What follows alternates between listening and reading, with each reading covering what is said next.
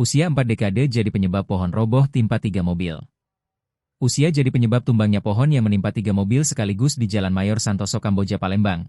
Tepatnya di depan kantor Kecamatan Ilir Timur 1 Palembang, Rabu, 18 Februari 2026. Pohon tersebut diperkirakan sudah 40 tahun. Tanpa adanya angin kencang, tiba-tiba pohon tua tersebut seketika roboh saat di sekitar lokasi sedang berlangsung pasar murah yang diselenggarakan oleh pemerintah Kota Palembang.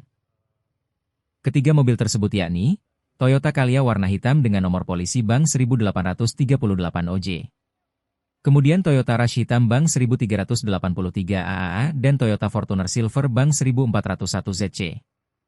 Tadi kami koordinasi dari pihak perkintan, kalau kondisi pohon tersebut umurnya lebih kurang 40 tahun, Pak. Nah, pada saat tumbang, setelah dicek oleh perkintan bahwa memang pohon itu dari tampak kasat mata visualnya memang posisinya sehat.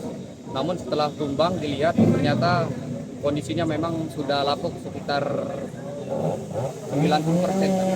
Jadi lapuk tapi dalam kondisi sehat.